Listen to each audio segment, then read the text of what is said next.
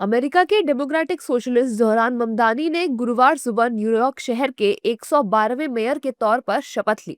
ममदानी ने नवंबर 2025 में न्यूयॉर्क के पहले मुस्लिम मेयर के तौर पर जीत हासिल की थी। अब नए साल के मौके पर उन्होंने अपने पद की शपथ ली है। अमेरिका के राजनीतिक इतिहास में पहली बार ऐसा हुआ है कि जब न्यूयॉर्क के मेयर ने कुरान हाथ पर रखकर शपथ ली है। इसके साथ ही उन्होंने इस हाई प्रोफाइल पद को संभालने वाले सबसे कम उम्र के मेयर बनकर इतिहास रच दिया है। उनके कुरान हाथ में लेकर शपथ लेने पर भारत में धर्म को लेकर सियासी बयानबाजी तेज हो गई है। कि एक सनातन महामंडलेश्वर धर्म की अखिलेश्वर परंपरा दास को ने आगे भारतीय चलाएं और सांसदों, आगे बढ़ा सकती है। विधायकों और पार्षदों से गीता को हाथ में रखकर शपथ लेने की बात कही है। न्यूयॉर्क में यदि कुरान पर शपथ लेते हैं, हो सकता है कि वहाँ का नियम, वहाँ का कानून हो ऐसा करने के लिए।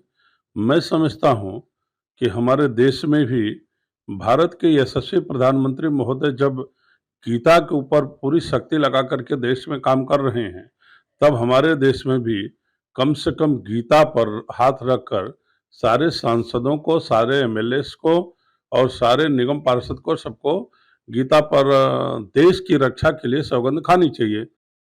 अखिलेश्वर दास महाराज के इस बयान के बाद सियासी पारा चढ़ता नजर आ रहा है। विपक्षी दलों के मुस्लिम नेताओं ने उनके बयान पर तंज कसा है। साथ ही धर्म के नाम पर राजनीति करने का भी आरोप लगाया है। इस दौरान उन्होंने कहा कि न्यूयॉर्क में मान्यता है कि आप अपने धर्म की किताबों की शपथ ले सकते हैं, तो भारत में आपत्ति क्यों जताई जा रही है। हंसी आ रही है मुझे कि भाई अपना अपना धर्म है, अपना अपना फेथ है, हर एक को आज़ादी है दुनिया में। उस पर आधी दुनिया मुसलमान है, तो क्या आधी दुनिया कट्टरपंथी है? क्या आधी दुनिया बुरी है? अगर इस तरह के विचार रखोगे तो दुनिया में जीना मुश्किल होगा। एक तरफ हम ग्लोबल विलेज होने की बात करते हैं, दूसरी तरफ ऐसी मर्यादित सोच हम रखते हैं। तो मैं इसका धिक्कार करती हूँ कि हर एक को अपने धर्म का पालन करने का अधिकार है, चाहे वो कोई भी धर्म हो। और अगर वो मुसलमान होंगे तो कुरान पे हाथ रख कर खाई होंगी शपथ उन्होंने, इसमें बुरा क्या है? देखिए, इसमें कोई बड़ी ये एक कंट्रोवर्सी इसको तैयार करने की आवश्यकता नहीं है। कुरान पे हाथ रखना एक अच्छी बात है। आप चाहे गीता पे हाथ रखें, कुरान पे हाथ रखें, संविधान पे हाथ रखें, मकसद आपका ये है कि एक सॉलेमनिटी बतानी चाहिए। तो हमदानी ने अपने मन की आवाज़, धर्म की जो उनकी कमिटमेंट है कि वो अपने शहर को, अपने देश को आगे बढ़ाने के लिए काम करेंगे, तो इसमें मुझे नहीं लगता कोई आपत्ति की बात है। उन्हें पता नहीं है संसद में कुछ लोग ईश्वर के नाम शपथ लेते हैं, अल्लाह के नाम लेते हैं, जीसस के नाम लेते हैं, वाहेगुरु के नाम लेते हैं, और कुछ ऐसे भी लोग हैं जो संविधान के नाम पे शपथ लेते हैं। जानकारी तो है नहीं, बेगानी शादी में अब्दुल्ला दीवाना। और कमाल है, आपने उनको स्पेस भी दिया, ये महत्वपूर्ण है। हालांकि बढ़ते विवाद को देखते हुए एनडीए नेता इस पर बयान देने से बचते नजर आए।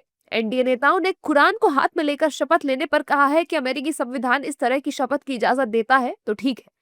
देखिए, ये अमेरिकी संविधान इसकी अनुमति देता है कि आप जिस धर्म को मानते हैं, अपनी आस्था के अनुरूप आप इस तरह से आप शपथ ले सकते हैं।